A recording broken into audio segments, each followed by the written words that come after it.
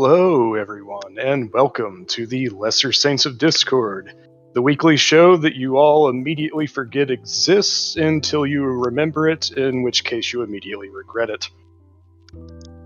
I'm Sirs watching. Here with me is Rimshee, and Jables isn't fucking here.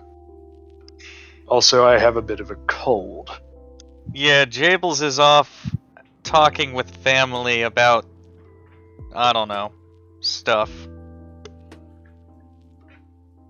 So yeah, that's a thing that's happening. They're probably trying to make it so that he stops sucking dick. I don't know. It's an intervention or something. That's not likely. We know Jables well enough to know that that's just going to increase his dick-sucking quota.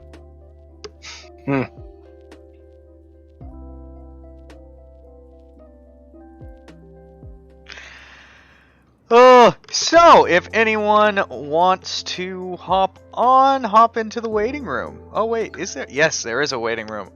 With the transition, it's sometimes hard to remember. Also, any regular guests, feel free to use your roles, drop in. There's no real structure for tonight's show. There never is. So if you have anything you want to talk about, any interesting topics of conversation, non-political, you know the rules, don't start.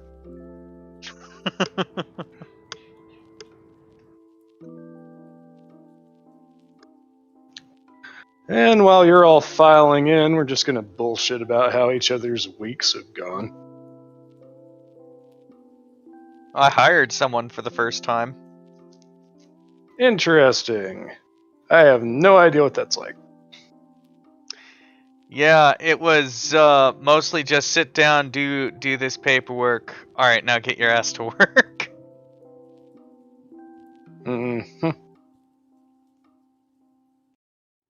Ooh, excuse me.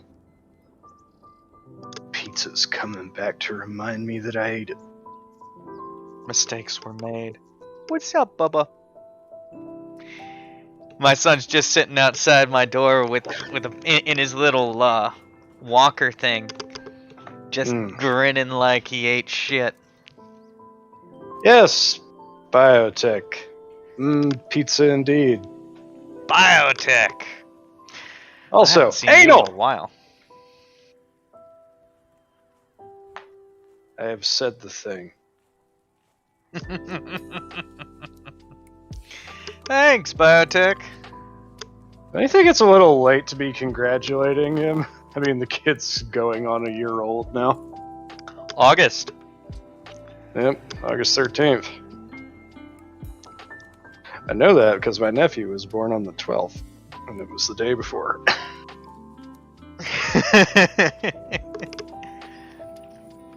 I'm sorry that's carpet, Bubba, and your thing won't work on carpet, or at the very least, it's harder. Damn, you have been gone a long time then, Bio. I mean, you're in Nick's server. I see you in there, arguing with people. Getting on Jen's case. To be fair, everybody should be on Jen's case.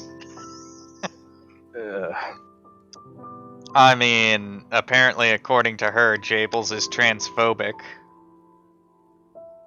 I'm not feeling the best right now. I got a bit of a cold, so I'm not exactly. I don't tend to pull punches, but I'll say I don't fucking like Jen. I never have. Larry! Sup, motherfuckers? If she never comes back to watch the show again, I won't lose any sleep over it. No sleep will be lost at all. I have my own issues with Jen. Yep. We won't go into details here. No. We're not here to talk shit about Jen, although if she does something stupid enough, I have no problem with it. Yeah. It's not on purpose. All I'll say is that we're not fans.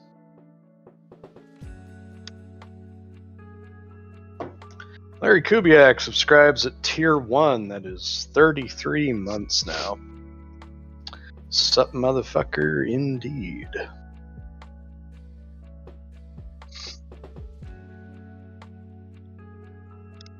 Wait, what?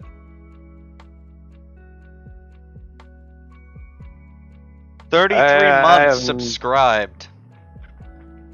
I have no fuck idea about the 24. snatch situation, Biotech Babe. I don't spend a lot of time in that server. Was that the extremely annoying one that was like always talking about being better than everybody and that conversations only happen because of them? Yeah, that's... Yeah.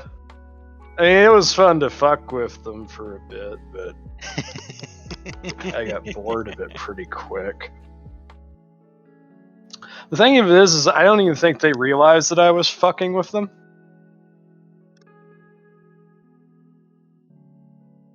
That's probably why you got bored of it.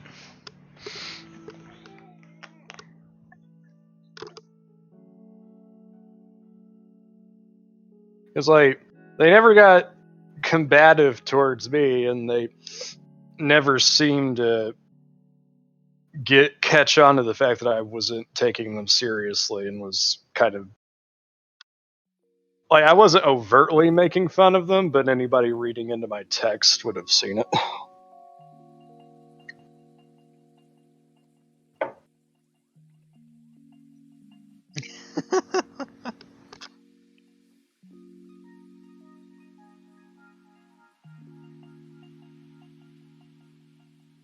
It's, yeah, I don't know.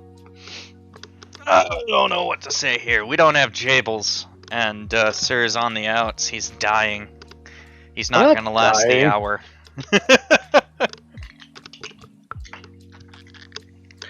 Let's see if we can get someone spicy in here. And even if I was dying, I'd probably still be here, because what the fuck else do I have to do? It's just like, hey guys, I'm just gonna sit here and talk while the ambulance is on the way. How are you? No, I'm not bleeding out. We may or may not have articles. Jables only found one. And, yeah, it's kind of, it's a special one. I'm not sure we should cover it. We always have articles, Y2K. It's just whether or not we do any of them. Which is really dependent on how the conversation goes. Like the last 2 weeks, we haven't really covered any articles because we've been too busy bitching at Pov. Because he's wrong. Speaking of Pov, let's see if he's interested in joining.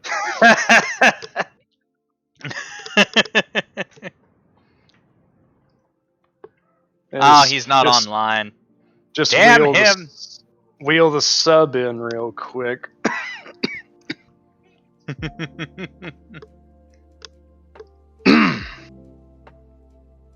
Oh man, I probably sound like ass right now. And the thing is, I don't feel bad. I don't. Like, I don't have a headache. I don't have any body aches. It's just... all this fucking mucus that's building up in my throat.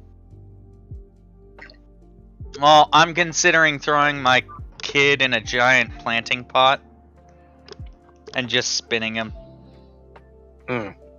He likes it. I got a stuffed crust pizza for dinner tonight, Bio.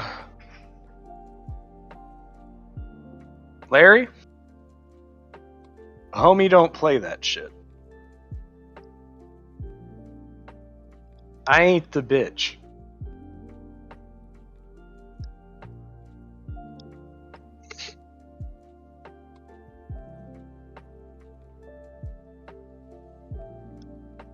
What do you order for dinner tonight? I don't know. It's not Pride Month, so it's not like any corporation gives a shit about any of that anymore. They never gave a shit about it to begin with. I meant publicly. And I'm being entirely honest, I don't give a shit about it either.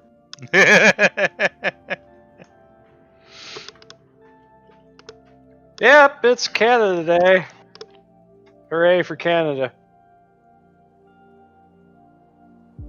I heard that some fucky shit was going on up there Yeah, that in we're the not going to talk Canadias. about.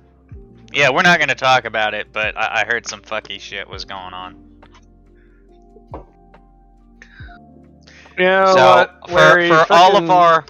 all of our Canadian friends that certainly aren't watching because no one cares, and I don't blame them. Even though I just ate, fries with cheese curds and gravy sounds really fucking delicious right now.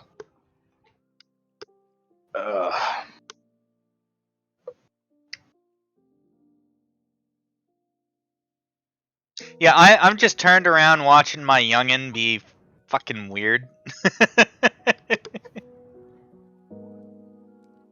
Bio is a Canuck. Bio's a Canuck?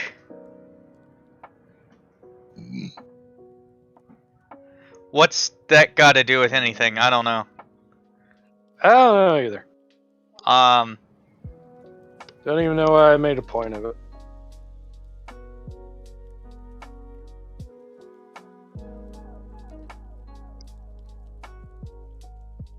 I'm bringing in Y2K. Yes, bring in Y2K. Hey, welcome to the show. Dude,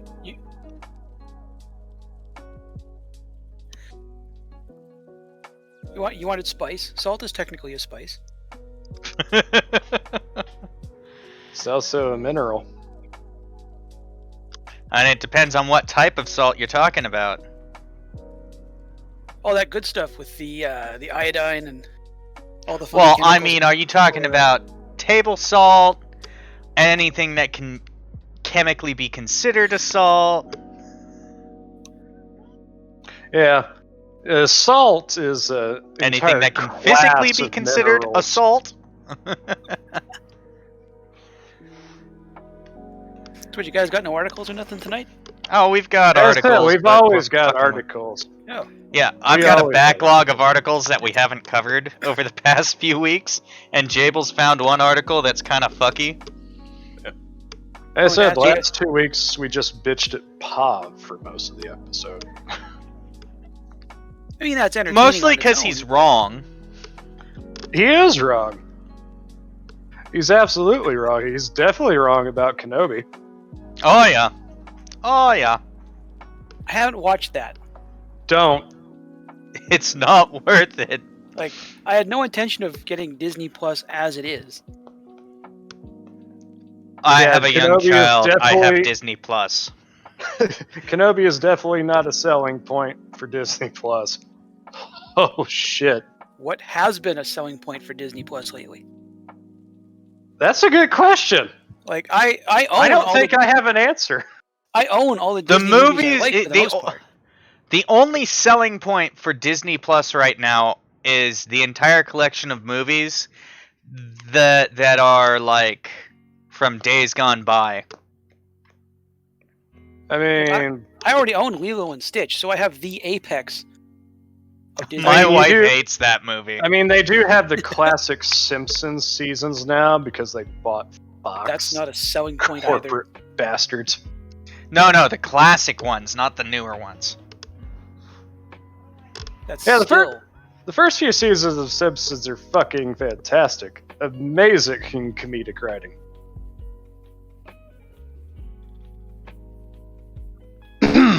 Which were the first few seasons? I haven't watched a single episode intentionally since like 2001.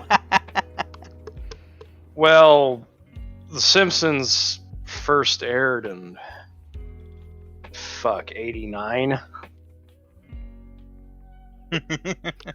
We didn't have cable, so we couldn't watch it. So I just never got that into it.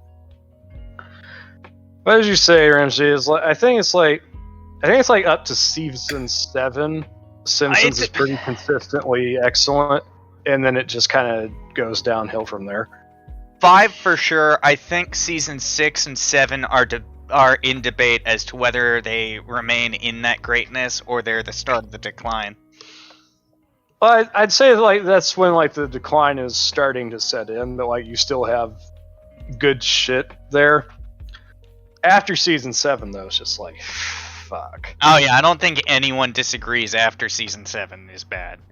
But it's just one of those things where it's like, yeah, you're flipping through the channels and you see The Simpsons, and you can tell whether it's a good episode or not based primarily on the quality, On the of the animation. Like, if it's solid, smooth, crisp, clean, yeah, don't bother. If it's jagged and it looks like someone If it looks like it was made on a budget, if it looks like it was made on a budget, it's probably a safe bet to be. I got subjected to multiples of the same episode almost every night for 8 months my first year in college. Oof. And haven't intentionally watched it since. Like my buddy had come over and hang out in my room because I had a better TV than he did. We both shooting away, and he'd just flip around the channels because he was already a senior, so he knew it was playing. And then by the end of the first week, I realized that one episode of Simpsons would end, and he would just reflexively grab the remote and switch to the next episode of The Simpsons, which may or may not be the same thing as what we just watched. And just kill it for me. Yeah, that would. There was a time Simpsons was good. I don't remember exactly when Groening left, Larry. Like, if you want to technically compare it to Family Guy, Family Guy has had its ups and its downs. It's been inconsistent, but it hasn't had like a sharp jumping the shark moment. Downs really is a word I would definitely use to describe Family Guy. Yeah. But its episode quality has had its ups and downs. It's kind of degraded over time, but there's no real jump the shark season that a vast majority of people can identify as when it started to fall. Whereas The Simpsons, consistently good. You hit the point, and it's just like, yeah, no, after this it's bad. With Family Guy, it's when it got renewed. Yeah. After the Once Upon a Weinstein episode. Because that's the thing that people's like, the original run of Family Guy was canceled after 2 seasons. And it probably should have stayed that way. It was canceled because of Wish Upon a Weinstein. And you notice that the dynamic, the family dynamic in the first 2 seasons of Family Guy, some people say that's a little too close to The Simpsons, but that's kind of why the first 2 seasons are better. Because everybody's not an insufferable fucking asshole. They always seemed like that, though. Oh no, Peter in the first 2 seasons is not nearly as bad as he gets later on. He's ignorant, not annoying. And then he just gets annoying and self-righteous. Yeah, and Meg is not the designated punching bag that she becomes later on. Brian's not just a drunk asshole for the most part. Well, he started out as intended to be the voice of reason, and he became the alcoholic asshole. They don't go nearly as hard on the gay jokes with Stewie. They're more subtle, which makes them better by default. Yeah, I think somebody I was watching compared Family Guy jokes to a sine wave. That actually fits way too well. It's just you take the joke and then you torture it down into the ground, and you just keep torturing it until it comes back up and then becomes kind of funny in a pathetic way. That was funny the first time I saw that in Buffy the Vampire Slayer movie. And every time I've seen it since, it just sort of runs it right into the ground and keeps doing so. Yeah. I don't think anyone here is arguing that Family Guy is worth a shit. If you're going to be watching a Seth MacFarlane show, you should either be watching American Dad or The Orville. Orville is at the top of that. This week's episode, very interesting. Yeah, if you're a jaded fucking Star Trek fan who Go can't see watch the Star yeah. Trek anymore, watch the Orville. It's basically Star Trek. Because Man. Is there a sailing on the high seas way to watch that? Probably. Probably. Yeah, because with the Orville, you can tell that Seth MacFarlane is a huge Star Trek fan. You can tell he loves Star Trek and that he's very familiar with it. But he's also a comedian, so he's got to throw in jokes. And keep in mind, season 1 was heavy on the jokes. They felt a lot more forced than season 2. It's still great, but you should expect a comedy for season 1. Season 2, it starts to take itself more seriously. Yeah, season 2, Seth's just like, fuck it, man. Let's just make this a Star Trek show, basically. Well, he was getting the show was getting so much enjoyment by people who just wanted to watch Star Trek but weren't getting to, and it was like, oh, people are talking about the serious parts of the show. They're not talking about the jokes as much. I mean, like this is like the praise that I'll give Seth. Like when the Orville is at its best, it's like fucking Galaxy Quest. Like, Okay, that's a selling point. That's the level of quality that he's managed with this show. That's a selling point. Yeah. Trying to think of what it is at its worst. Actual Star Trek? No, it's never as bad as modern Trek. It never sinks that low. No. No, it doesn't. Let's see. I've heard from Barr that Strange New Worlds is alright. It's like the first new Star Trek show that's not just complete and utter ass. He said he's enjoying it. There is something there. He's enjoying it. He's not saying it's good. No, I never said that he said it was good. I said that it's the first one that's not complete and utter ass. Yeah. Whether or not it's good, that like, verdict is still out. But stuff like STD and Picard is not even enjoyable bad. It's just fucking pain. It's not Manos Hands of Fate on MST3K bad. Or just Manos Hands of Fate by itself. Oh, I no. cannot imagine anybody that tries to watch that shit without the riff tracks. Holy oh god. Shit. No. That's why I'm saying it's not Mystery Science Theater 3K bad. When it comes to Manos Hands of Fate, it's at least Manos Hands of Fate on its own bad. At least. Who hates Galaxy Quest? I don't fucking know, Larry. Somebody I don't want to be associated with. Yeah, who said anything about hating Galaxy Quest? Galaxy Quest is fucking fantastic. Yeah. My son likes it, and he's less than a year old. It's completely self-aware. That's the best part about it. Yeah. Well, in fact, there's a deluxe like collector's DVD at the county fair. I should have got it, but I forgot. Honestly, one of the things that made that show so great was some of the intentional choices. Like, when they're acting in the ship, they're doing the classic, oh, we got hit, let's actively use our muscles to make it look like we're being thrown around. And then when they're in the quote-unquote actual ship getting shot at, they didn't bother with that. They built a fucking moving stage to simulate the shaking. Mm-hmm.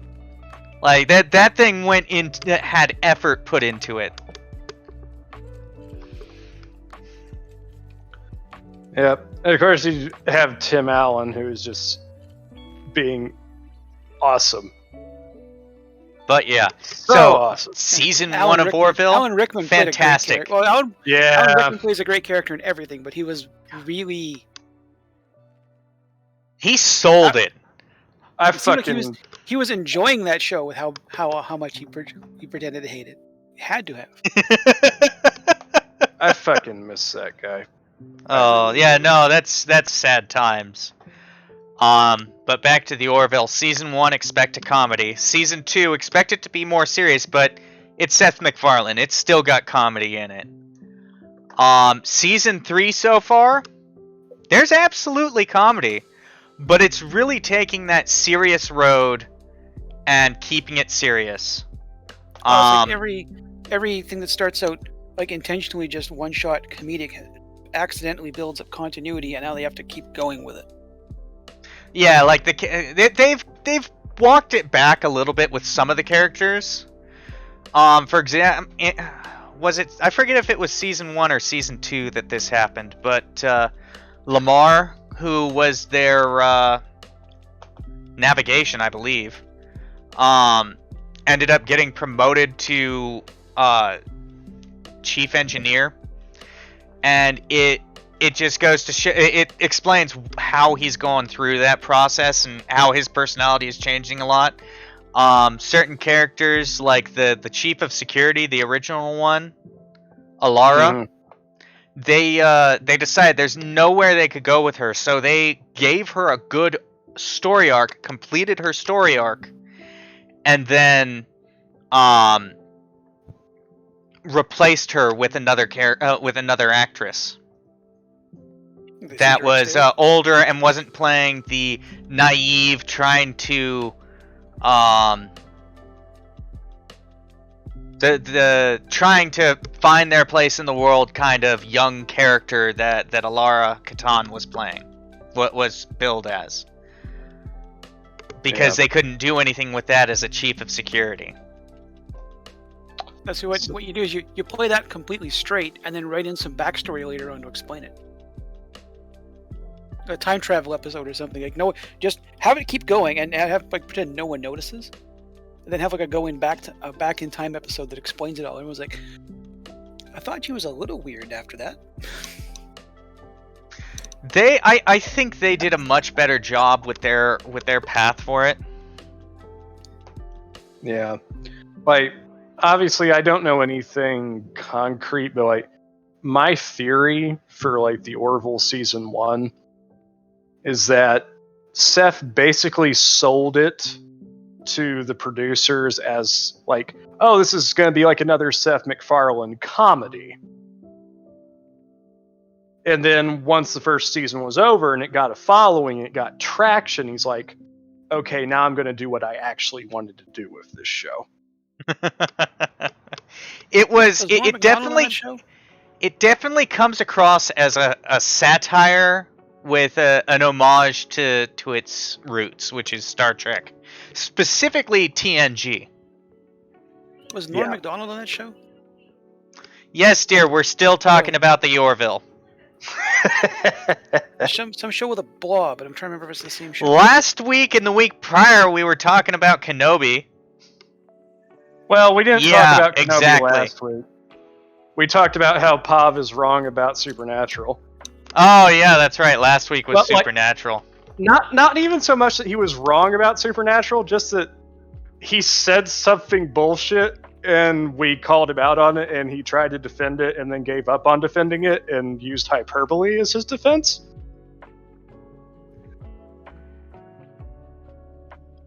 Yeah, everyone does that every once in a while, so it's always good to be called out. I'm sure I've done that before recently. Maybe not recently, actually. I'm too perfect. Yeah, whatever. I'll remember that the next time we fuck up something regarding the show. Oh, you mean like today? Actually, here's the reality. With the Stream Deck I have, it's a lot easier not to fuck it up.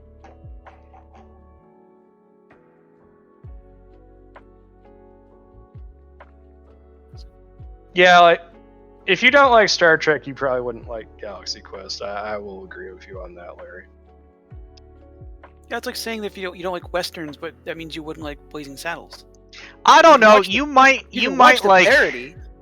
You can watch. You the parody might like and get a laugh out of the Galaxy parody. Quest. It's a parody, but it does pay good homage to its source material. It's a loving parody, but it is still a parody, and you can enjoy making fun of it. Yeah. Like Spaceballs. Spaceballs is I would say Spaceballs is one of the weakest of the Mel Gibson set. Hey now. Mel Brooks, you mean? Or Mel Brooks, sorry. Hey. Mel Gibson Spaceballs. That would be a trip. I was going to say, Mel Brooks is the thing that Mel Gibson rants about when he's drunk. Spaceballs versus the Space Catholics. I now want to see a Mel Gibson Spaceballs. I just want to see how utterly ridiculous that gets. I'll agree with Rimshee here. Like, when it comes to, like, a parody of, like, a science fiction franchise, I think Galaxy Quest is a better movie than Spaceballs. Hands down. Yeah. Yeah, absolutely. And yeah, it's not the best of Mel Brooks' catalog. I mean, to be fair, Spaceballs is parody of Star Wars, whereas Galaxy Quest is Star Trek. Yeah. And I will admit, I do have a bit of a bias. I'm more of a Star Trek fan than I am a Star Wars fan. More does not mean it does not mean that you hate Star Wars, of course. No. I hate what Star Wars has become, but that's different. But they made 3 movies, and that's all they've ever made. The rest is some bad fanfic, and you don't worry about that stuff. Well, no, the Disney trilogy made the prequels look actually decent. That's how bad they were. Just think of it as bad online fanfic, and you're fine. Here's the thing: is like, I do stand up for the prequels to an extent. Yeah, I will too. I really like what the prequels did as far as things, like, world building and shit. I like the intent of the prequels. If not exactly. That's what I've always maintained. The prequels have a lot of good ideas; they're just executed poorly. Yeah, here's what I think when it comes to the prequels. Has no good ideas whatsoever. Agreed. Here's what I think of the prequels. They had great ideas. The main issue is that the episode 1, Phantom Menace, was Lucas ended up unintentionally surrounding himself by yes men who just kissed his ass all day, and legitimately, he didn't realize how bad the movie was gonna be until he watched it, and it was too late to do any editing or anything like that. Oh yeah, and Jar Jar character's great, sir. We love it. May I get paid some more? He was frustrated. There's actual video of him going like, "No, it's bad." And they're like, "Well, no, yeah, or no." They start out telling him, "It's good. It's really good." And he goes, "No, that was bad." And they immediately turn their tone to agree with him. That's the thing, is that, like, there's actually a video that came out years later of, like, George Lucas and, like, all of, like, the producers and shit on the film having watched a screening of it for the first time. And that room is completely fucking silent. They're all looking at the screen like, what the fuck was that? Including Lucas. And I will happily shit on the 3 Disney ones. That said, I watched every one of them 3 times in theater. I just left my brain in the car and watched it like a 12-year-old and enjoyed the shit out of them. And then came out and went, wow, that movie was terrible. At least I was able to enjoy it for 2 hours. The sequel trilogy? The sequel trilogy, yep. First of the sequel trilogy was salvageable. Like, it was not well written, but it was good enough that during the show you enjoyed the show. Now I know everyone. No, that's I watched the first one with one group of friends. I watched the first night. The next night, I went and watched with a different group of friends, and then the third night, I took my sister and her little boy there for their birthday. And every time I come out and go, wow, okay, that movie had some problems. But then I went right back in, left my brain in the car, and just watch it like a 12-year-old with my mouth open. It's like, okay, this is still honestly fun. The first one was salvageable, but it was not good. It's really not. The first one was salvageable if they had done some. I mean, it would not have been a good movie, but it would. You could have salvaged the trilogy from the mistakes it made. The weird part is that then they came out with the second one, directed by someone completely different, who had the idea of, let's completely ruin every goddamn thing set up in the first one, so that the third one is a complete mess. I mean, at one point, Kylo literally says, let the past die, kill it if you have to. Yeah. And I'm pretty sure that's what Johnson was trying to do. What's what someone directed this series that hates the franchise? That sounds like a great idea. Yeah, and that fucking ruined any chance of the trilogy being somewhat on par with the prequels, or even just below. Instead, it became absolute shit. The third one comes out, and you're like, did I miss an episode? Well, yeah, Was there? the thing I didn't bother watching the third one. Honestly, I didn't either. The Last Jedi ruined it for me. It's pretty clear when you get into Rise of Skywalker that there was severe animosity between JJ and Ryan. Because Ryan basically does what JJ did to him and basically completely throws away everything that he set up in the 8th movie. Well, the 8th movie, I watched it 3 times. As like, it's got the equivalent of the white Bronco chase, and then some scenes that are really only there to like sell merchandise. I saw 45 minutes shorter and slightly better. I saw The Last Jedi once. Yeah, I went and saw it with my mom and my younger brother for like around Christmas time. And I left that theater pissed. I was so fucking mad by the time that movie was over.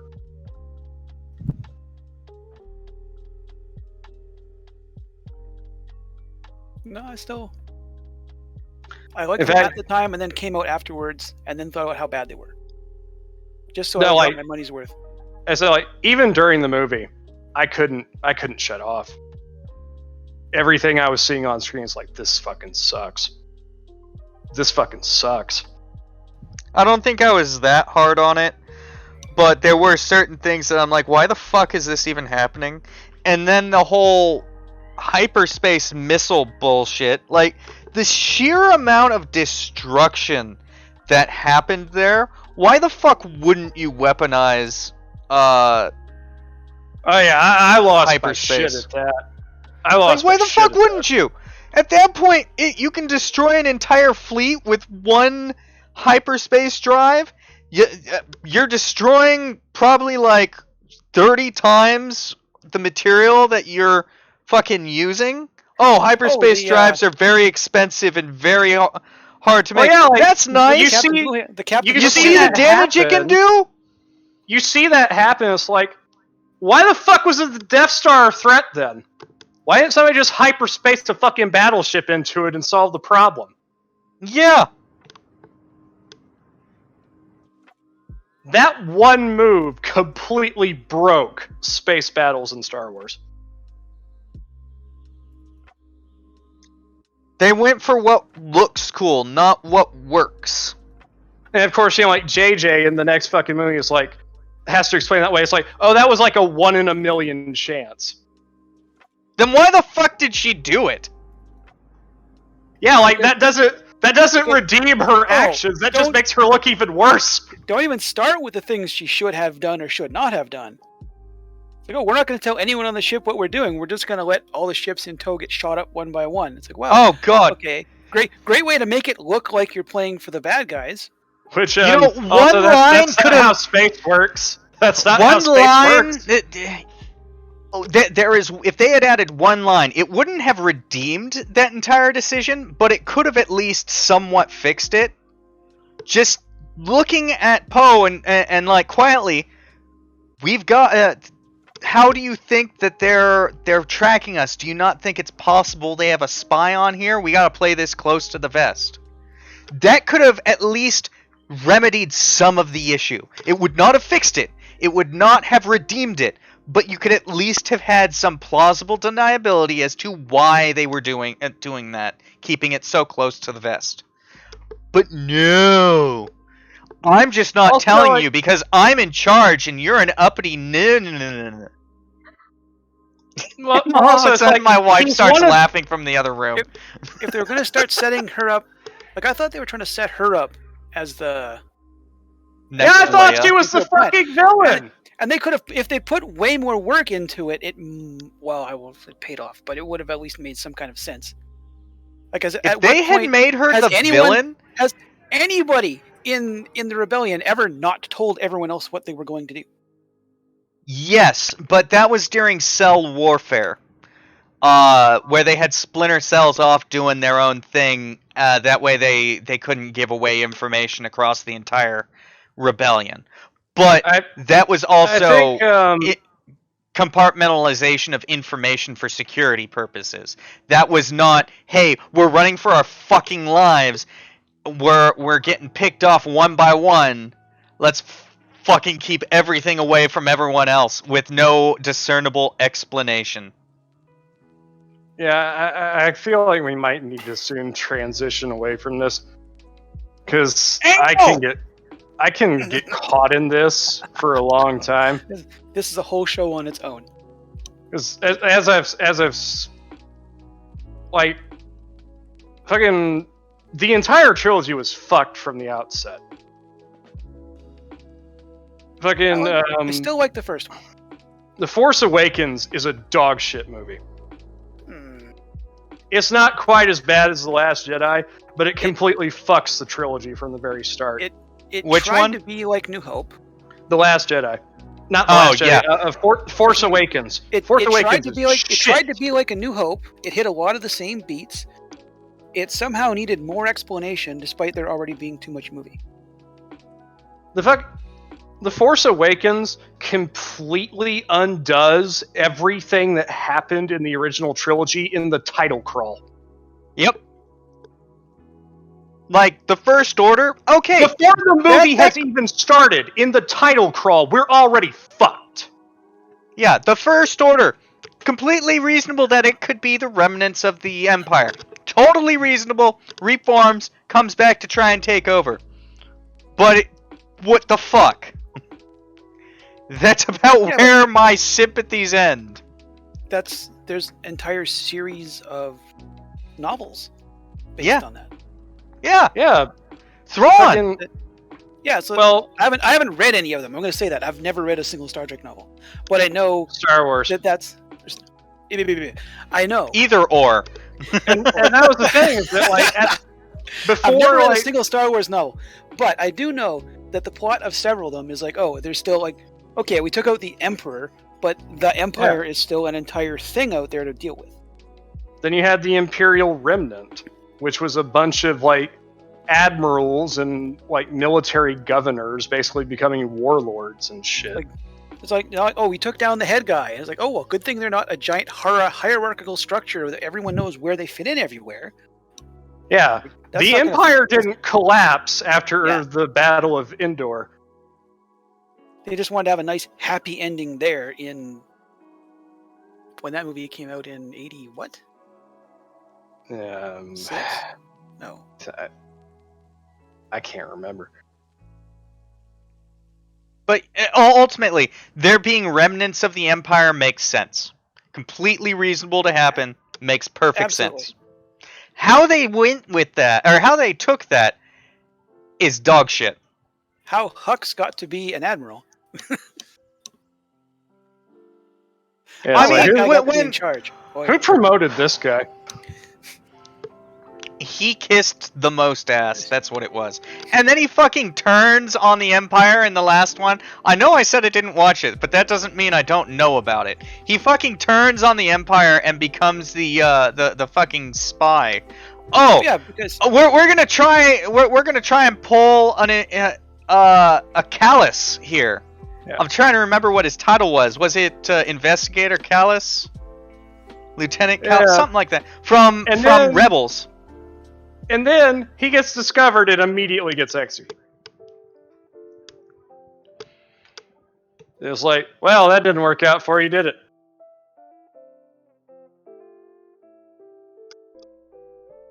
they're talking about food in the Rebels, chat. I think we've lost them. The animated TV show did it better. Fuck. Yeah. And that's not to say that Rebels is good. No, For the most actually, part, it's I would not. say Rebels is decent. It's not Like, perfect. It's not got perfect. good stuff in the later seasons. Yeah, it's not perfect, but it does kind of sort of start in its small and go to its large. And it does a decent job of it. It's I can absolutely see why some people would not enjoy it. I did find it enjoyable, but Well, here's the thing: is like what I was gonna say was that the scene between Obi-Wan and Darth Maul in Rebels is probably the single best thing that's come out of Disney Star Wars. oh yeah, no, I cannot agree with you more on that. That is the Kenobi that should have existed in Kenobi. That is not what we got. Yeah, because like what's brilliant about that scene is just that, like, as Maul is trying to figure out why he's there, he's like, it's like, you're protecting something. No, you're protecting someone. And as soon as he says that, Obi-Wan ignites his lightsaber because he cannot let Maul leave the planet alive at that point. Never watched it. You don't have to. It's a good show, but I mean, it's a personal choice too. I'm not going to say you should go see it. Compare that to Top Gun Maverick, however, everyone should go see that. That is a movie that you get when you actually put heart and soul into the process, instead of make it all about money. And I think it topped $1 billion, which thank fucking God. I don't think that's enough. Well, still though, like, this is a sequel to a movie that came out in 1986 that has officially made as much money as a good portion of the Marvel films. This is That's proof pretty that goddamn good. people want good movies. Hopefully it. And it convinces. well, Like, honestly, hey, I this could movie, talk on This movie made us a end. bunch of money. Go make us some nice, reasonably stupid action movies that people can enjoy, and we'll make a bunch of money and shut up about all the other stuff. Well, that's the thing though, is that, like, Top Gun Maverick isn't just a dumb action movie. It's not. Top Gun was an 80s action movie. It stuck to that pretty closely, but it was decent. Top Gun Maverick takes what Top Gun laid down, spins an entire story behind it, takes in the critical details, and throws in stuff for nostalgia purposes without being absurdly obvious about it. Like, every nostalgia point makes a ton of sense. The writing in this movie is good. It's awesome. It's fantastic. I can't suggest it enough. It is the best theater experience I've had in a long time. I know my mom went and watched it, and she said it was fun. Like, the last movie that I saw in theaters before this was Ghostbusters Afterlife, which I still really enjoyed, Oh my god. but it wasn't as good as this movie. Well, I'd say, again, it's nostalgia versus actually putting heart and soul into it. Maverick includes the nostalgia, but that isn't its focus. Yeah. I don't remember the last movie I saw in the theaters. Yeah. I do, because it was Top Gun Maverick. Same. Well, 2.5 years ago. Yeah, I know the last 4 movies I've seen in theaters. I saw Kong. I saw Godzilla vs. Kong because I'm a huge Godzilla mark. And then I saw Dune, which gorgeous fucking movie. If that didn't win an award for cinematography, I don't know what else did. Then I saw Ghostbusters, and yeah, I saw Maverick. I always saw Alita. Just going through the 2019 movies, trying to figure out what the last movie was I watched. 2019, simpler times. Couldn't go anywhere for like 2 years.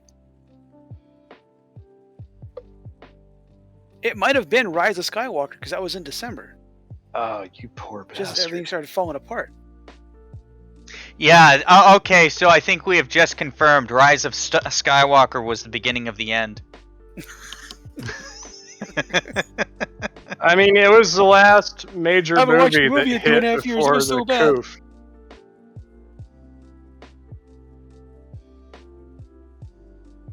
Still waiting on that Alita sequel. I don't know what you're talking about, Larry. Jables is fine. I don't know where he is, but I'm sure he's fine. I know where he is. I'm not telling you.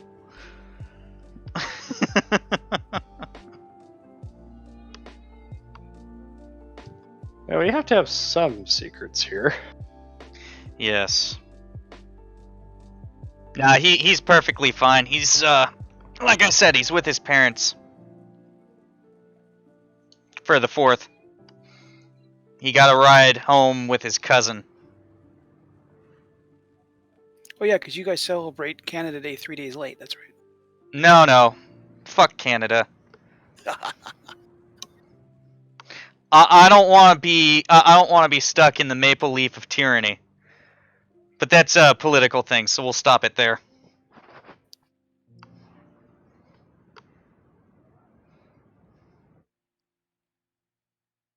So the articles you got, what do you got going on? You gotta have something good saved up. Shit, we've only got like a half hour left. Well, seeing as how you keep wanting to bring it up, why don't you put in some community service, asshole, and read one? Where are they? Rimshee can pull up the list. Yeah, I got it. Give me a moment. I had a string come loose. I had to fix it.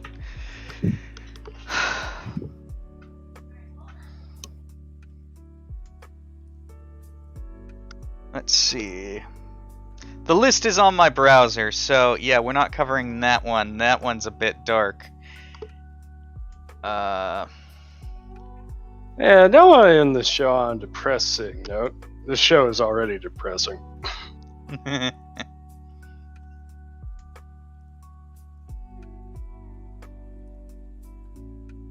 I need something fucked up for Y2K here.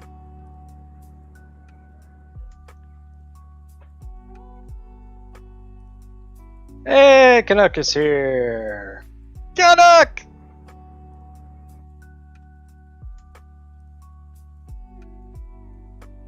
Oh no, Oh, here. Fucking Canadians filtering in now.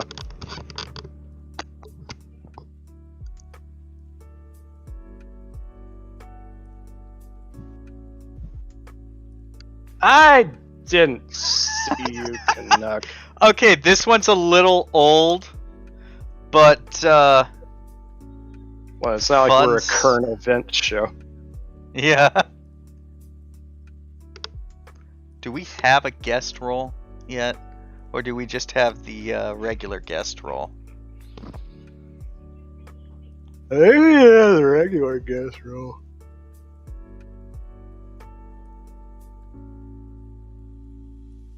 Well, What about can you see pretzel the connect? in chat? Can you see the in voice chat?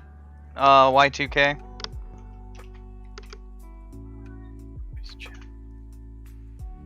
Yeah, there's I just a little tagged you in chat it. bubble icon. Just click it. It says show chat. Just I got the live show thing playing on the screen. What am I What? looking for? Click on live show, and there'll be a little text box thing up in the corner that you can click that says show chat. If you hover over live show, there should be one right next to the create invite or at the very edge. If you don't see it, that's cool. I'll just DM it to you, but that means that Jables didn't finish his job. Yeah, which doesn't surprise me. God damn it, Jables, you're not even hearing your fucking shit up. Don't see what I'm supposed to be looking for. Talk to me like I'm a boomer. There it is. I just DM'd it to you. It's fine.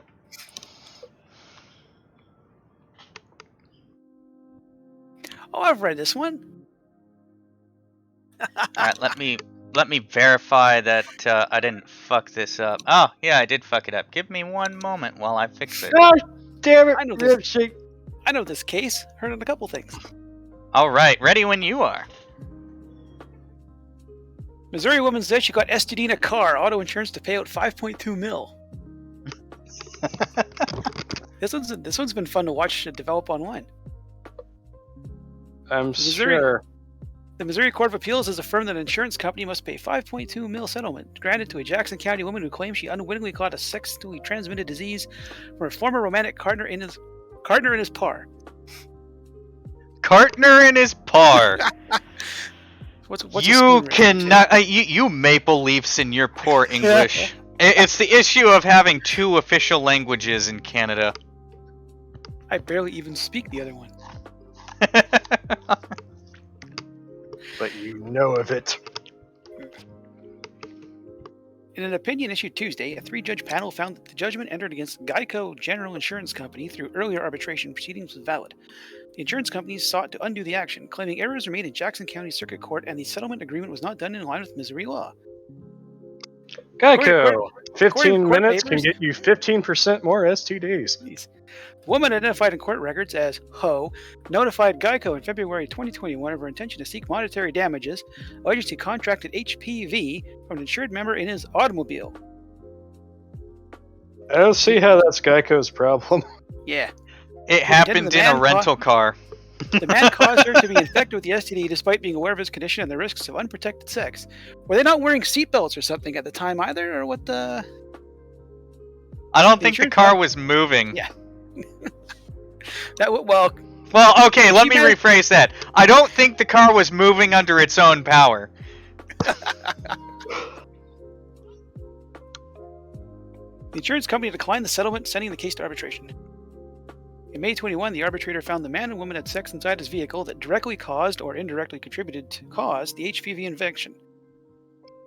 So I get what they're trying to say happened, but the only way the car could possibly be involved is if dude deep-throated the gear shift and then she sat on it. The man was found liable for not disclosing his infection status, and the woman was awarded 5.2 mil for damages and injuries to be paid by Geico. The insurance company filed motions seeking a new hearing of the evidence, and for the award to be tossed out, saying the judgment violated the company's rights to due process and the arbitration agreement was unenforceable. The company appealed after those requests were denied. Yeah. The 3-judge panel tasked with reviewing the case found, after they stopped laughing, that the lower court did not make a mistake by denying the company's motions, saying Geico did not have a right to blah blah blah once damages had been determined. I can see why they put it in Missouri, because if you try that in California, you already have case law that it's perfectly okay to give someone HIV. So Yeah, it's perfectly And- okay to pass AIDS on. Although it'd be HIV that you pass on. AIDS comes Although- after HIV. did you watch Attorney Tom? No. He's when he's on. He's a lawyer that actually does, like, he'll break down online cases and stuff. He's fairly entertaining. what he figures is that they just sued a shitload of people, and whoever didn't show up to argue against it, the court just said, okay, well, you're getting sued. Which is a pretty dumb way to do things. Like, I imagine the Geico people probably just laughed their asses off and then shredded the thing, because why wouldn't you? I mean, Like, there's no way. Okay, I say there's no way, but then I remember that people get really dumb settlements in the courts because everyone on the jury is hoping that one day they'll get their payout too. yeah, like fucking. I ain't exactly losing sleep over like shit happening to Geico, but all the same, they got fucked here. I Yeah, think it's coming. They don't have to, because this is from earlier this month. I think it's coming out that they're not going to have to deal with it because earlier obviously last month. It's July 1st. almost entirely a month ago. Yep. That since then, like, Geico has probably managed to argue that no, this isn't. You can't sue us for this. Obviously, Yeah, it has nothing to do with car insurance. no.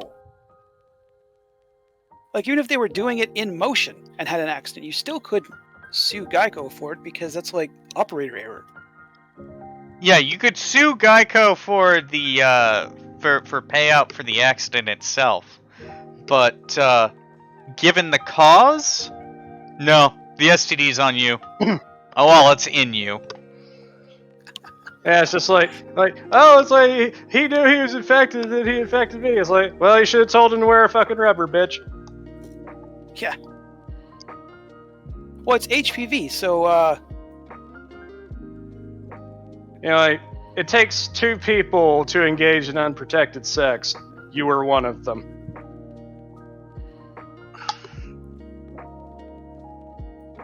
Hell, even if You a don't guy get to claims, "Oh, the sue condom an- broke," you still have a choice to say, "All right, get out, put a new one on." Oh, you don't have any more? We're done. You know, you don't get to sue a completely unrelated party because you're trying to dodge responsibility. you say that. Yet there's massive precedence within the U.S. court system. That happens a lot. Oh, I'm totally aware. Fucking. He's not talking legally. Legally, yeah, you can get away with Yeah. a lot of stupid shit. You can literally try to find a way to sue your own insurance company because you're a fucktard. And I'm sure it's worked at least once. Yeah, we had that fucking dog shit fucking case that we covered out of Michigan. Oh yeah. Which one? Oh, a fucking guy takes his Jeep in to the dealer to get an oil change. Oh, that one. Yeah. That's completely fucked. That is in no way how that should work. Didn't they have to do a really roundabout thing in order to sue, and that's just the way it turned out? Yeah, they had to sue the owner of the car. And then the owner of the car had to say, "Hey, I wasn't in possession of the vehicle at the time. The company was." So that the company now has to be on the line for paying for... Cat, you better stay off that tent.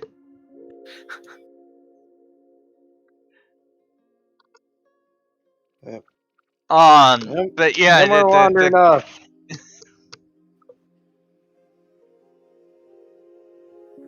That's right. You turn around and walk away from that.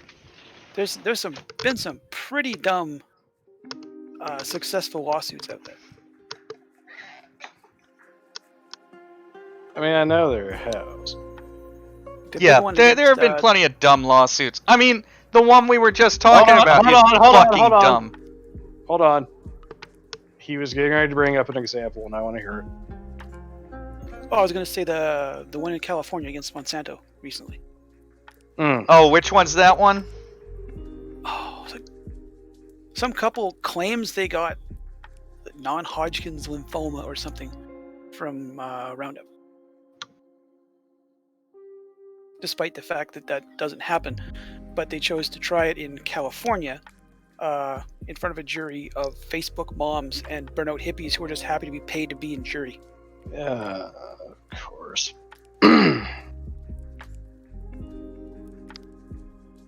Like, there's no... That was a trial determined entirely by public opinion, not by like a science. Yeah. Anti-GMO people are a plague. Yes, they are. So's The Poveros fuck and are his you bad doing in here? opinions. I finally got home. I like missed most of the stream because my fucking phone was like buffering the stream literally the entire time. It's okay, Well, Bob. All you missed was a bunch of arguments about TV. I didn't I wanted to. I be didn't part of that fucking invite you, but Oh. you used your guest role. So I give you credit. I was told to use it more often. Okay. Yeah. And I'm giving you credit for it, despite the fact that I didn't invite you. Shut up! It's always interesting when you hear someone say, like, there have been a lot of like really dumb lawsuits, because depending. Sorry, I'm having a really hard time with my AC shutting off everything in my house. Which brownout state do you live in? I live in Washington. You know, there's a reason I am getting solar and battery backup at my house. Yeah, I'm aware. Yep. No, for me, I Unplug from the grand old ancient California energy grid. Oh, it's even worse because given where I live, we're likely to get a bunch of blackouts come the end of summer. So far, we've had one blackout per month. The last one lasted about 8 hours. Like seriously, how many fucking forest fires have been caused now because they haven't been maintaining those things? A lot, as it turns out, but they have now added circuit breakers to the line so that if there's any chance, these sensitive as fuck breakers will trip and turn off power to that specific group. And it just so happens that for the lines I'm connected to, they have one breaker for over like 1,000 or 2,000 people. Hmm. And if anything falls on those lines, it trips that breaker, and then they have to spend 24 hours visually inspecting every single line to make sure it's not damaged. And that can be accomplished with helicopters, on foot, or in truck. And like I said, 24 hours. We were having one or two... when I first moved in, we were having one or two blackouts a week. So you better fucking believe I'm getting battery backup and solar on my house. Mm-hmm. It may knock out the internet, but I will fucking have TV so that I don't have to sit, or more importantly, I will have lights so I don't have to stub my toe in the middle of the night, and my cell phone can be charged in case something bad happens. Yeah. Energy independence. Does Pop just have a bad... I want to say that as he's got a bad breaker box in his house, but you guys still run fuses in a lot of places down there. No. We're, if it's an existing system, there is a chance it's still a fuse box, but we don't run fuses in most things, residential at least. You will see fuses in equipment disconnects, stuff like that, because those can act faster and be better in terms of protection. And not have a penny wedged in them. No, we don't just use GFCIs, Euroburb. We have codes that require GFCIs in a lot of stuff, but... You put GFCIs with a chance of either a short or getting wet. Like in a... Yeah, but they're trying to throw GFCIs in a lot of rooms now, even beyond that, to the point where they have GFCI breakers, and they now have arc fault circuit interrupters. So if there's like an arc between a piece of metal and a conductor, it's supposed to be able to detect that and shut that shit off. Do those work? Does those require a ground prong? No, those don't. Okay. So essentially, it's trying to make up for things that don't have a ground prong. No, it's trying to. If there's any sense of an arc itself, it shuts that shit down. Yeah, but that's what your grounding is supposed to do anyway. No. Grounding is supposed to, anytime there's a short to a metal component, it's supposed to shunt that short back to the grounded source, and that way it will trip the breaker and make it easier. The arc fault is supposed to prevent fires inside the wall.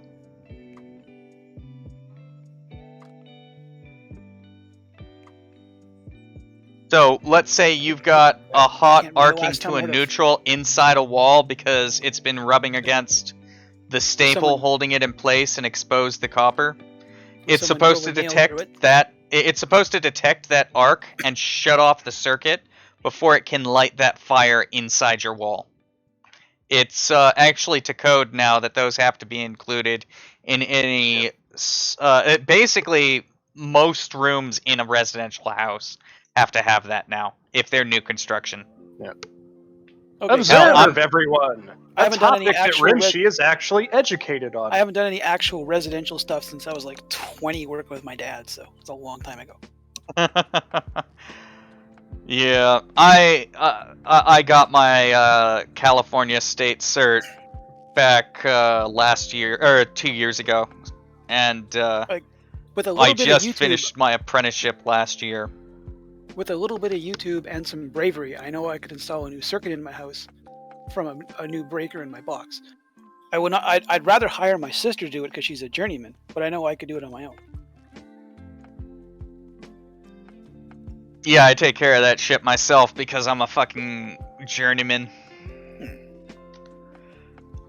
Or I have a buddy who lives about 4 blocks away and will do it for magic cards. You joke about that. I paid a guy in booster packs. When I got my roof reshingled about 3 years ago. I got a friend of mine to do it, kind of under the table as for summer stuff, and he said I could save money if I paid any help directly rather than him having to deal with it. So one guy I paid with 2 booster boxes because his wife will only let him spend so much of their money on cards.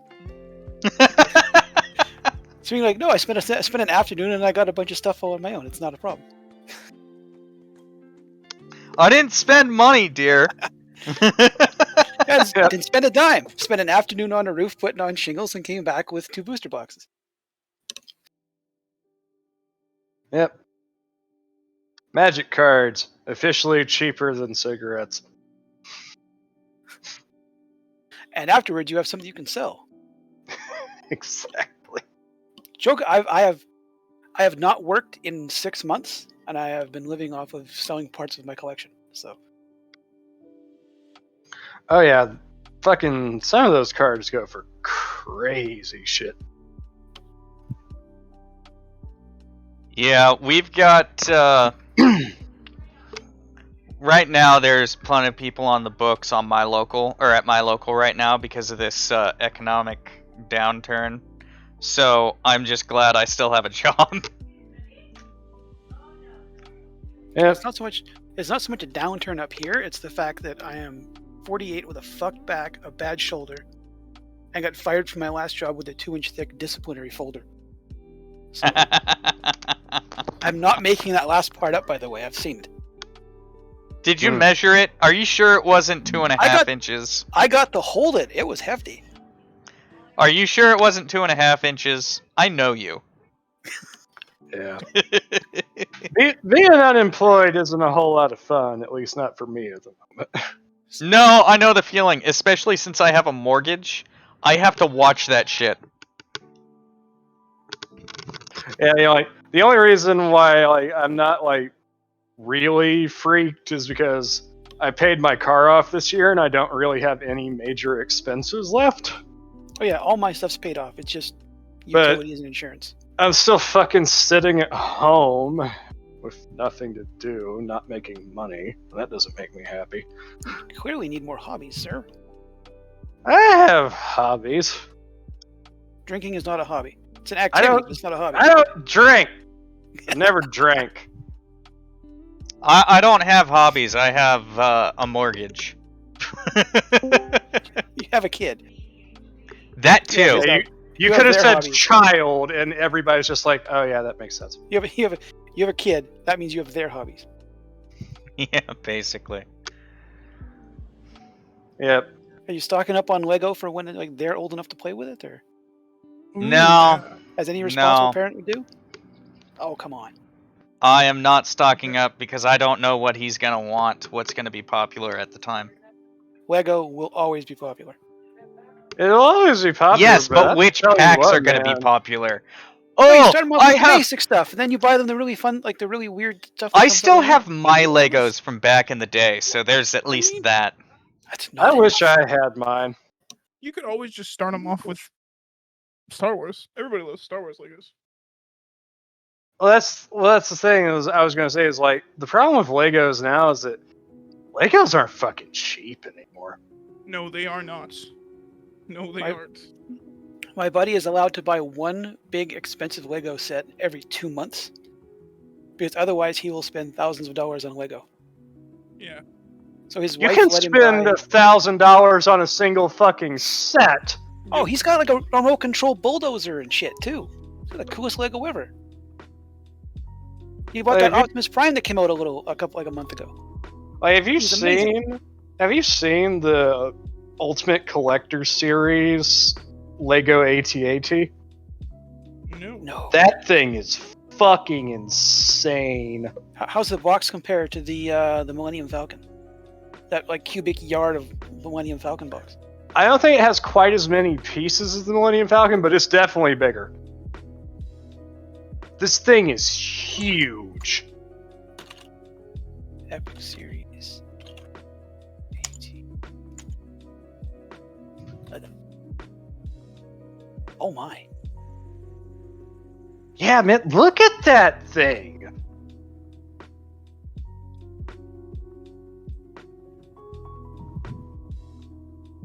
We need a That title thing- for the show. We do, don't we? If it wasn't for the minifigs, I'd have a hard time putting that into scale.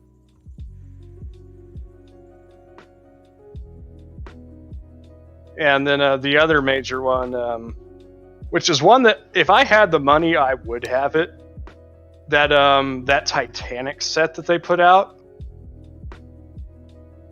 That comes in 3 different boxes. Seen it. Someone left the Lego catalog for Christmas at the post office, and I had to grab it there. The So, wow, I wish I could buy this stuff. the Lego Star Wars Superstar Destroyer is $2,000. Oh yeah, because that's not only is that a big set, it's a discontinued set. Yeah, it's isn't it? Yeah, it's Clone Wars. Ooh, see, I like that. No, it's wait, hold on. No, it's not. Superstar Destroyer model building, blah blah blah, 10,000 pieces. 1,400 on Amazon. The one I'm looking at is priced at 21. Yeah, the Executor. Well, not Executor. It's the Executor. That's what it is. No, Yeah. Herb, it's the Superstar Destroyer. Yeah, Name of Pav. The Superstar Destroyer is the Executor class Star Destroyer. Okay, sorry. I'm a Star Wars nerd. Fuck off. I was only. Bert Are you going to asked, argue is with that him about the Brandon Brooks? interdictor now? It's the interdictor. Oh, the Interdictors, very interesting ships. They're basically Star Destroyers that create gravity wells to prevent ships from jumping to hyperspace. Cool. And pull them out of hyperspace. That sounds exactly like what you would want to deal with. But yeah, like they'll set them up in like front of like trade routes or like known hyperspace lanes. Right. Yeah. And if they think rebels are going to be coming through, it's just like, yeah, we'll just create artificial fucking gravity wells and yank your ass out of hyperspace because fuck you. Have a few They Star work Destroyers really ready well. to kick your shit in. The Star Wars equivalent of hiding behind a billboard. Was that from one of the wars, Burp? Oh, the interdictors were used during the Galactic Civil War. I mean, specifically on Coruscant. Burp brought up, there's one buried on Coruscant as a prison. I know what he's talking about. There is an Executor class Star Destroyer inside Coruscant. Was it like a prototype model that was like constructed inside? No, it's just a fully functional ship with all of the turbo lasers, ion cannons, and everything. It was just hidden in the fucking planet. Yeah, because at this point it's because I don't count the sequels. But at this point it's a giant, like it's Terrace, basically. It's like the better looking version of Terrace. Yeah. What For those who don't know, Terrace was from Knights of the Old Republic. It got fucking glassed. But it was... Think Coruscant, but with more intentional inequality. Correct. Yeah. It got glassed, and then they decided to say "fuck you" to the planet itself, and spread a plague on it. Yeah. Well, the Star That Wars sounds more like a writers- 40K thing than a Star Wars thing. Well, that's the thing. Is like a lot of people don't understand. It's like before the Death Star came along, if you didn't want a planet to be a problem anymore, you basically just flew an entire fleet of starships in and just rained turbo laser fire down onto the surface until there was nothing left. Yup. Sith did it all the time. If anything, the Death Star was a lot more humane because it was over instantly.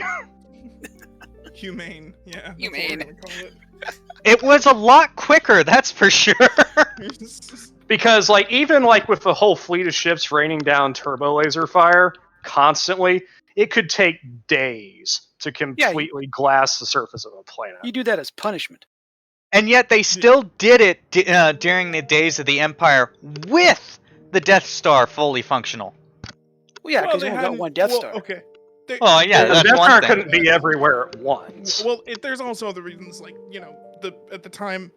Wait, hold on. No, there was an argument that was made during episode 4. I had this conversation the last time. Wasn't he saying like, I think it was Vader or Palpatine was saying something along the lines of they couldn't show it off because the council or the Senate didn't know about it. The Senate had been dissolved, Yeah, and no, that was during yes. that argument. That's an That episode was- 3 thing. No. No, you Council- no. Here's the thing: you have to understand, Pop. Uh-huh. The Death Star was the culmination of the Tarkin Doctrine, Right. and What I'm trying to basically remember is- the entire point of the Tarkin Doctrine was that you used overwhelming displays of force to discourage resistance.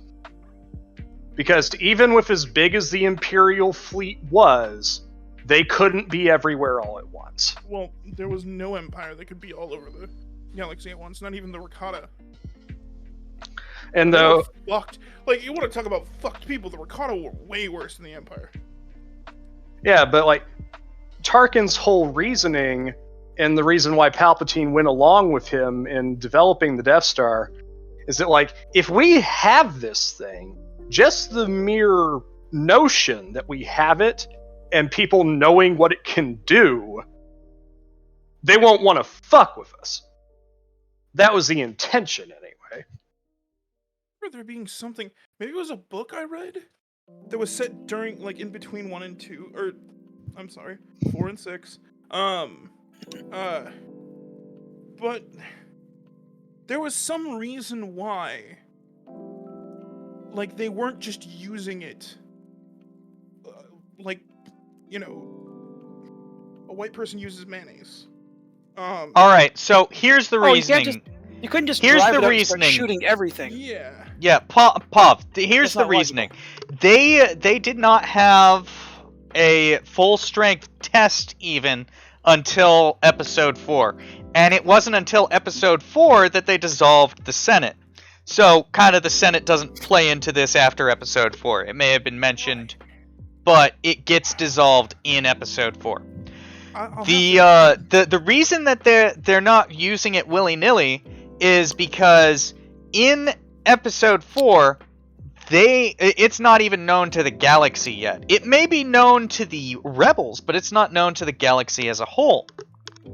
Well, yeah, So you know, like the that's- rebels, at least going by Rogue One, they had just recently acquired the plans. They found out about it 20 minutes before episode 4.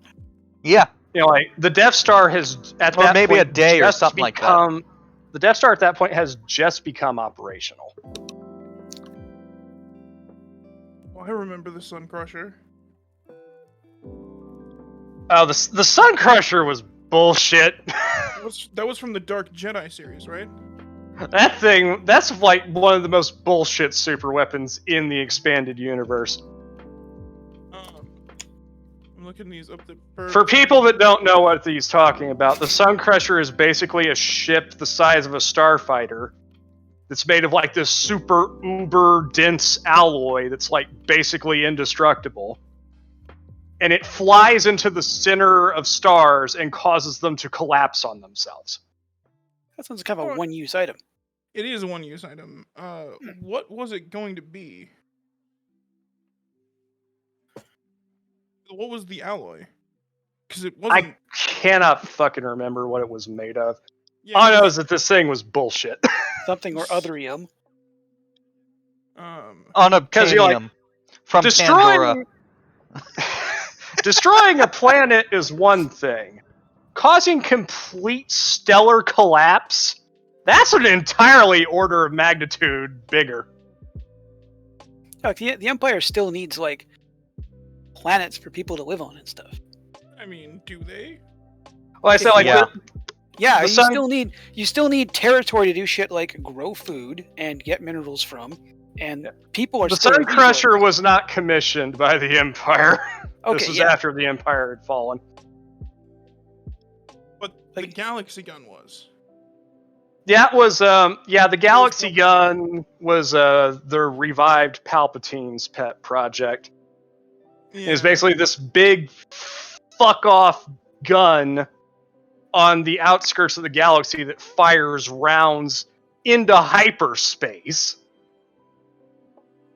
We've seen that before. And then they fucking exit hyperspace and hit whatever they're targeted at. So But they there's have to absolutely no exit warning first. time, no preparation. That's an They have to awful lot of exit hyperspace astrogation for that. first. That's an awful Take lot that, of Last astrogation Jedi. to get that thing to hit something.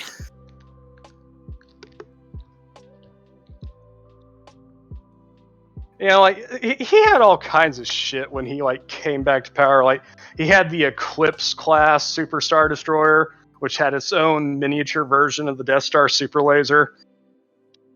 He had the fucking World Destroyers, which are fucking horrifying.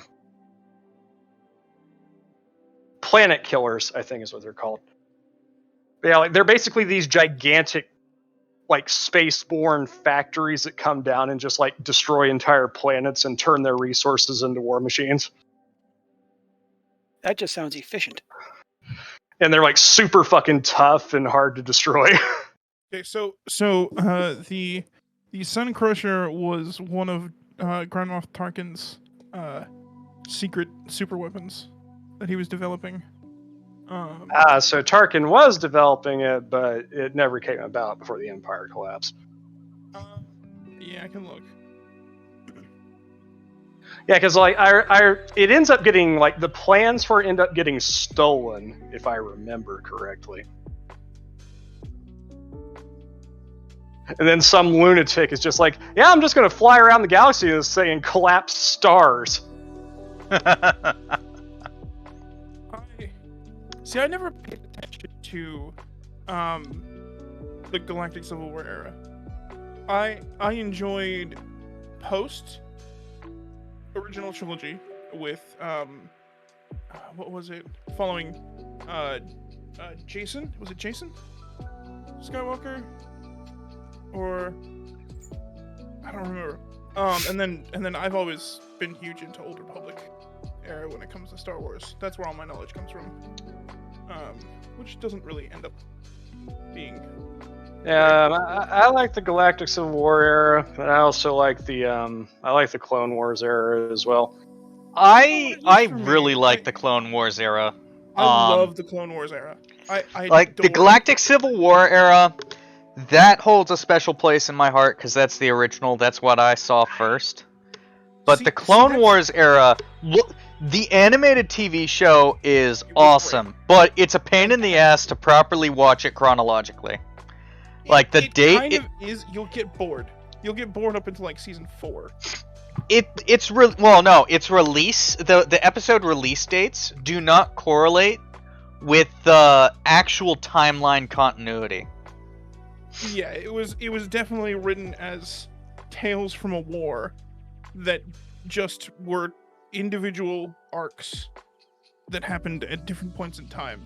And then when they started when Dave Filoni really went into it and started like actually developing like a story. I don't know if he wasn't sure. Well, no, I don't know if he wasn't sure if he wanted to humanize the clones or like if he felt like he could, because at first he had a couple of episodes, like the one with Yoda on the planet, where I don't know if it's the first time we meet Hassan Ventress, but like it was there was a neutral planet that was being bidded for by both the Separatists and the Republic, and there was supposed to be a negotiation that would happen with Dooku and Yoda, and Dooku decided, hey,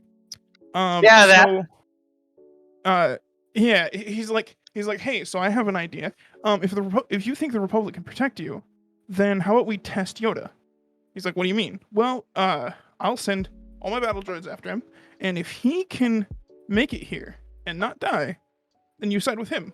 But if we kill him, that he proves that they can't protect you. And they had those moments during that episode, which is what hooked me so quickly to Clone Wars. Mm-hmm. Was Yoda and a couple of the clones sitting in a cave, and the clones were just being like, hey man, we're just clones, there's nothing interesting or like different about us. And Yoda's like, what the fuck you mean? You're completely different, especially within the Force. You're completely different. You're all individuals. And I loved that. But it felt like almost as if Dave Filoni wasn't sure, or like he wasn't allowed to really dive too heavily with that into the first couple of seasons. But then after, I think it was season 4, he just went straight in, and it worked so fucking well, in my opinion. It's a weird thing, because seasons 1 through 3, it's very much piecemeal. Season 4, you start to see less piecemeal and more arcs. But most of the episodes that are piecemeal are based upon finishing the arcs, completing the arcs that take place in those early seasons.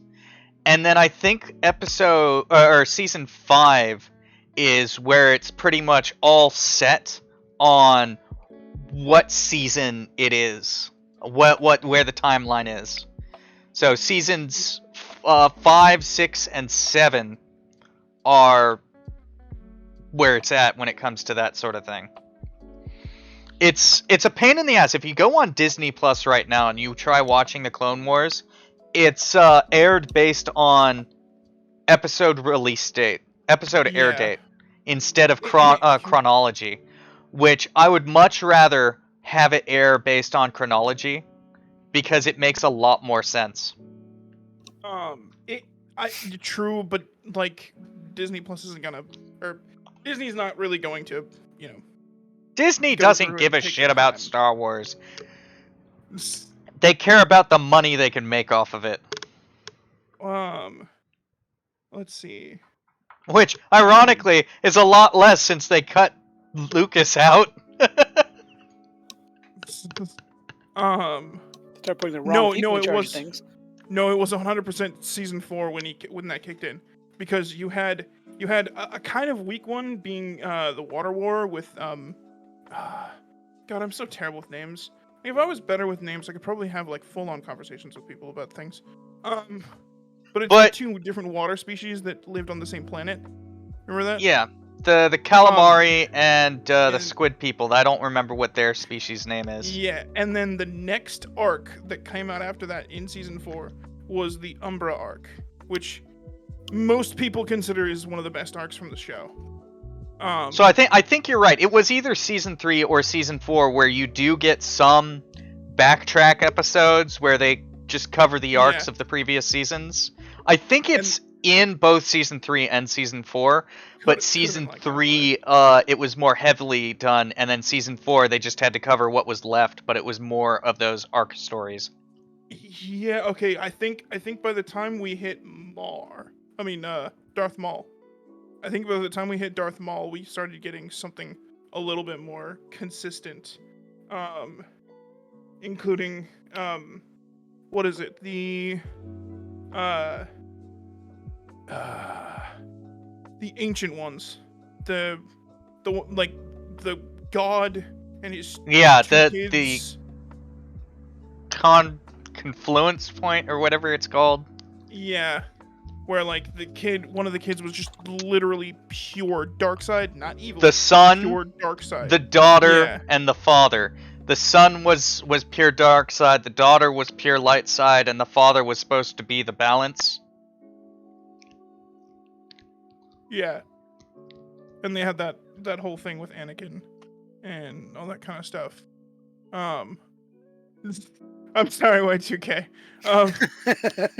You might have I'm trying to take this in and find a place to work into the conversation, but it's like I'm being bombarded with names and stuff. I have no idea. It can't be the Quarians. No, Euroburb, it can't be the Quarians. That's Mass Effect. Please tell me that's not Star Wars. There was some overlap in names, okay?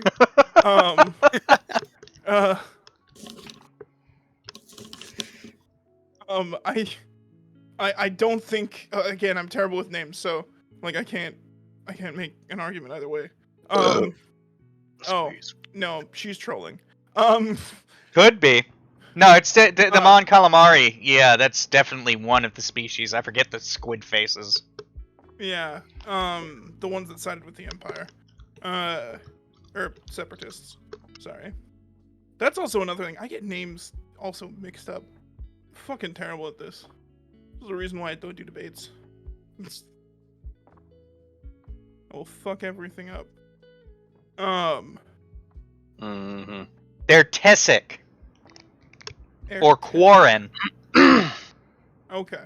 Oh no, Tessic is the name of one of them, so it's Quarren, not Quarian. Quarren. Quarren. Quarren. All I did was look up Star Wars Squidhead, and then right there in it says, the Quarren, also known by the derogatory nickname Squidheads.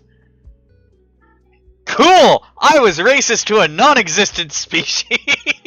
It's happened a lot in streams that I've been a part of for some reason, where like we're talking about some video game, and then some random person, like either a chatter or someone in chat, who is like not involved in it, or some like, you know, fictional story, will just like unintentionally actually be racist against someone. It's like, what? This is hilarious. Well, it's fine. The Squidhead sucked anyway. Yes. And Burb is back to the ye old Empire did nothing wrong. I mean, the longer shit goes on, especially under Disney's tenure, it's like, was the Empire really that bad? Disney's they're trying to make the Empire worse. Alright, here's the argument I would make for the Empire being wrong. and listen to the whole thing before you cut me off. They blew up Alderaan, and now the reason why I'm saying that, because I don't give a shit about the amount of people who died. That's not my argument. You heard it here first. Pav doesn't care about people dying. They blew up Alderaan. Alderaan was such an interesting planet. Had a lot of culture and a ton of interesting things about it. I loved the stories that I read about Alderaan while going through it through the Old Republic. Fantastic. And now it's gone. Okay, so you're like, what makes Alderaan more special than like any other planet in the galaxy that could have gotten nuked? Politics. 100% politics. I like the politics of Star Wars. Hence the reason why I prefer 1, 2, and 3. Also, one could also argue that Alderaan was a bit more of a valid target than some others. Yeah. Well, there was a shit ton of Empire supporters living on Alderaan. Alderaan wasn't a monolith. The Organas were one of the few. Like, they were one of the bigger houses, sure. But then you had Thule, and you had, God, me and names again. You had a couple other houses that were very much pro-Empire. So... But, like, the Organas, they were directly funding the Rebel Alliance. They basically started it. Right, but everything that... And, destroyed... as we stated before, the Empire needed to test the Death Star. Well, not test. Introduce. Yeah, I mean, they tested it on Jeddah and the planet with all the records. Scarif, not... Was it Scarif? Scarif in Rogue One, yeah. To be honest, the downfall of the Empire did not come from Alderaan. It came from Tatooine. Well, yeah. That's the plan. What? Yeah, well, hindsight's 2020, Pav. Do you really think that they were thinking, I'm gonna look for where the actual downfall is gonna come from? No, they were gonna go, this one is most likely to be the source of our downfall. Here's a thriving planet full of people with a wonderful economy, and here's a desert shithole. Which of these has a better effect? You could blow up Alderaan, and everyone's like, they blew up where? I don't know. Never heard Well, of it. that's the thing, is like, that's the other thing, is like, Alderaan had a population of like 2 billion people. That's it? Darth Vader really hates sand. I'm just saying. So, I'm being It wasn't Darth Vader's choice. It was Tarkin's choice, not Vader's. I know, I was just being an ass. yeah, Tarkin was the one that decided that like Alderaan was going to be the one that went kaboom. You guys, I gotta jump over and get my stream started. I will. We've got to end ours. Yeah. Mhm. So That would have been an interesting discussion watching Vader convince Tarkin not to shoot Tatooine. But it's just a shithole planet. No, you're not shooting it. No, we're going to just pick him up and put him on the other side of the room. No, shoot somewhere else. Why? Because I tell you to. No, shut up. Snap that little head of yours like a twig. Yeah, that's not how that worked though. Yeah. Tarkin was above Vader on the chain of command. Sometimes. You have Darth Vader, who is really only. I would say he really only answered to Palpatine. Palpatine told him that Tarkin is in charge. Yeah, it depends on where he was. So you have a guy who is already planning to overthrow his master, and he's gonna let someone else be in charge of him. Well, yeah, but the thing is like, he did during the time anyway. Like, we see this in episode 4 when, Vader's doing that whole Force choke thing, and Tarkin's like, Vader, that's enough. And he backs off. Vader was just showing off at that point. Well, that was Vader in most of episode 4. Yeah. It's him just either showing off, or if he kills someone, it's in the moment of frustration while dealing with someone who has been utter shit And the only person we see him doing that with is a rebel. Everyone else he does anything like that with is he's messing with them. Look at Rogue One. He's messing with the fucking dude.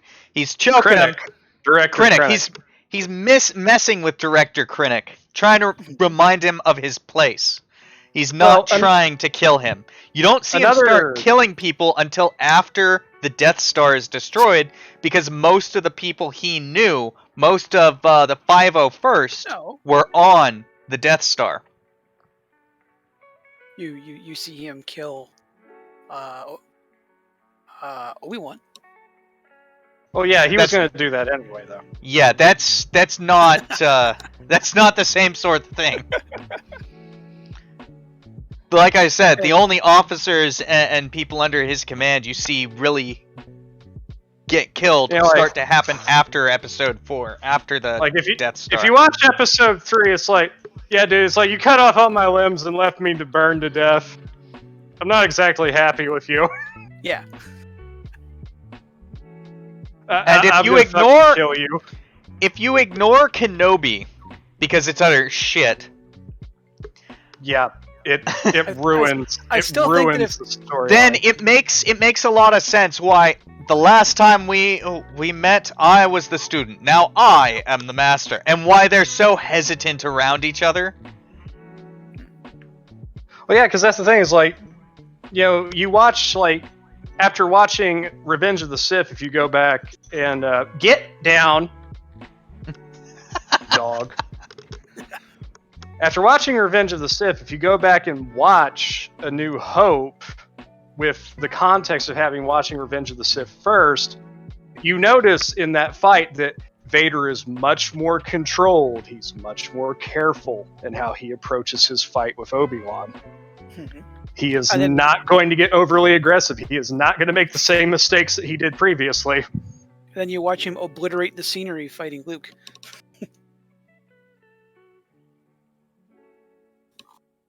Even though he's confident that he's more powerful than Obi-Wan, it's just like, I ain't gonna fuck up here. I was too aggressive last time. I better wait a minute, make sure got my position. I think it still would have been a good bit of writing if he'd had to dissuade Tarkin from shooting Tatooine. No, it'd be like Tarkin has absolutely no reason to destroy Tatooine. Yeah. He has no reason. There's no strategic value. Significance whatsoever.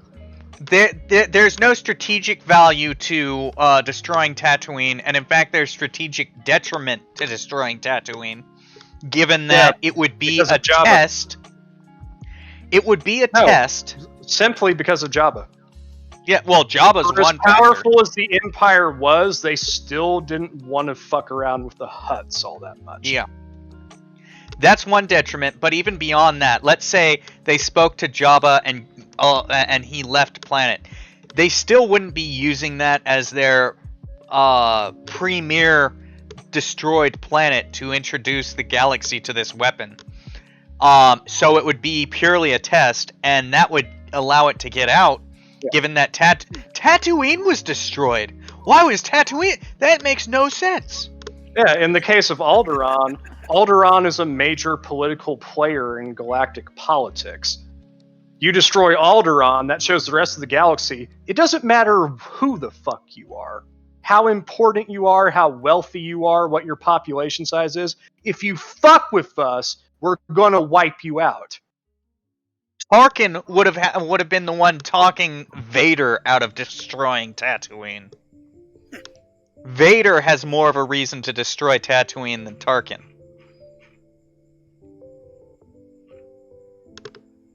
Yeah. Anyway, we need to close this show, I think. Yeah, I'm seeing if Pav is live. Because we've gone past our cutoff time, and... Yep, Pav's live. We can raid.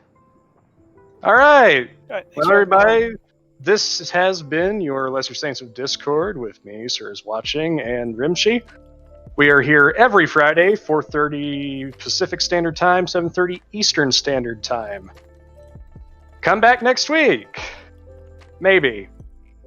I don't know. I ain't gonna tell what you fucking do. We'll be here. Jables will be back.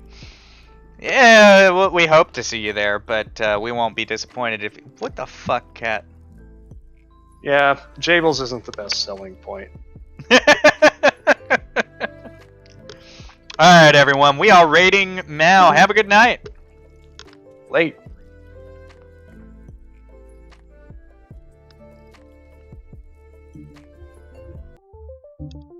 Well, we briefly covered